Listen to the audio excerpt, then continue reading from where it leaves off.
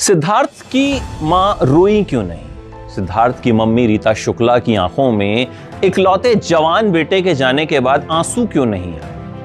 वो बेटा जिसकी मौत ने देश को हिला दिया, जिसकी मौत पर न जाने कितने लोग रोए, उसकी मौत पर मां ही नहीं रोई। कैसे, क्यों? जब राहुल महाजन ने सिद्धार्थ की मम्मी से मुलाकात की और कहा कि मैं कूपर हॉस्पिटल गया था, तो उनकी मां ने कहा कूपर हॉस्पिटल में क्या है? कूपर हॉस्पिटल में सिद्धार्थ की बॉडी रखी हुई थी और उनकी मां का कहना था कि body is just a vessel, कि शरीर तो आत्मा का वस्त्र है। मां ब्रह्म कुमारीज आश्रम से जुड़ी हुई थी और मेडिटेशन किया करती थी, ध्यान किया करती थी। और जिस रात सिद्धार्थ की मौत हुई, जब 3 बजे उन्होंने सिद्धार्थ को पानी दिया, तो उनकी मम्मी मेडिटेशन के लिए उठी थी। तभी उन्होंने कुछ आवाज सुनी होगी कि सिद्धार्थ अनकंफर्टेबल हैं और उन्हें पानी देने के लिए चली गईं।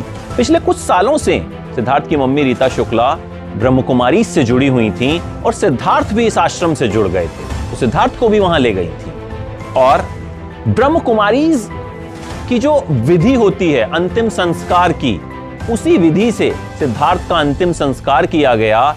और इस विधि में जो शव है उसको फूलों से सजाया जाता है और आंसू नहीं बहाए जाते, मेडिटेशन की जाती है। यह माना जाता है कि आत्मा एक नए सफर पर निकली है, एक बेहतर सफर। और यही वजह है कि एक मां जिसके बेटे के जाने पर पूरा देश रोया, एक वो मां जिसके बेटे के जाने पर न जाने कितने लोगों को ऐसा धक्का लगा कि वो संभल नहीं पाए, उस मां की आंखों में आंसू इसीलिए नहीं आए क्योंकि उनके पास आध्यात्म की ताकत थी। वो जिस परंपरा को मानती हैं उसमें एक व्यक्ति की मौत पर आंसू बहाए ही नहीं जाते। और आध्यात्म वैसे भी कहीं ना कहीं आपको बहुत मजबूत कर देता है। मां का कहना था कि आत्मा तो बस शरीर का वस्त्र है, body is just a vessel.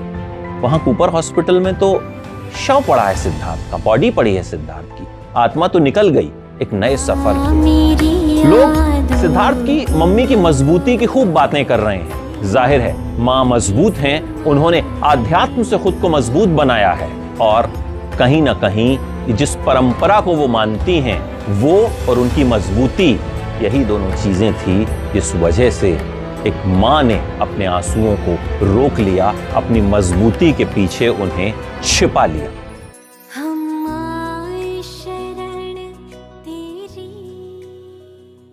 यही कहना चाहूँगा कि मैंने भी अपनी लाइफ में काफ़ी चेंजेस लाने की कोशिश की हैं जब से मैं संस्था के साथ जुड़ा हुआ हूँ।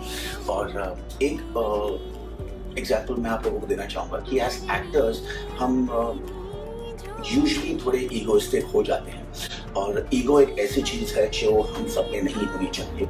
And like we all know that we should skip the E and let it go.